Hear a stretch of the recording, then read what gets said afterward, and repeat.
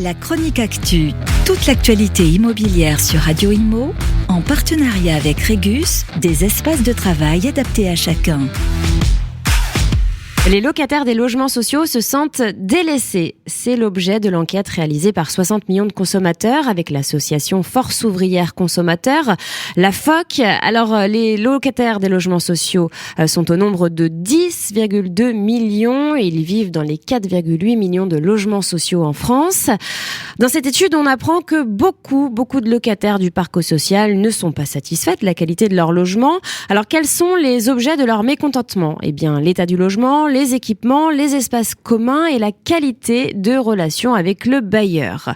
Le problème numéro 1 qui apparaît dans les logements sociaux, selon cette enquête, c'est la mauvaise isolation. Il fait trop froid l'hiver et trop chaud l'été. Ainsi, 6 locataires sur 10 ne sont pas satisfaits donc du confort thermique de leur habitation. Un quart de ces locataires réclament une réparation des installations, par exemple l'électricité, la plomberie, le chauffage, mais aussi les ascenseurs qui sont apparemment bien trop souvent en panne. Beaucoup souhaitent une meilleure isolation phonique. Sur 445 locataires interrogés, 188 ont subi un trouble du voisinage ces 6 derniers mois, essentiellement une nuisance sonore. Certains locataires disent également subir un voisinage insupportable, voire ressentir un sentiment d'insécurité avec des vols, des dégradations fréquentes, des trafics de stupéfiants qui ont lieu sans que personne ne s'en préoccupe. Alors l'Union sociale pour l'habitat a été contactée évidemment durant cette étude et a répondu à chacun des points. On peut dire qu'elle a joué le jeu. L'USH qui regroupe les 396 bailleurs sociaux du pays.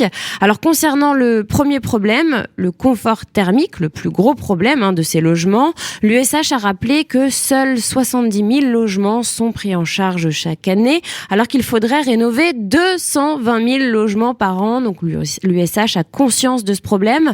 Pour cela, les bailleurs sociaux réclament un soutien de l'État. Et pour accélérer justement ces rénovations énergétiques, rappelez-vous, l'ex-ministre du Logement, Patrice Vergrit, avait annoncé la création d'un fonds de 1,2 milliard d'euros sur 3 ans pour aider les bailleurs sociaux à rénover leurs passoires thermiques. Donc c'était 400 millions d'euros dès 2024 qui étaient prévus. Une promesse non tenue, parce que les sommes ont été gelées après la dissolution de l'Assemblée nationale. La chronique actu, toute l'actualité immobilière sur Radio Immo, en partenariat avec Régus, des espaces de travail adaptés à chacun.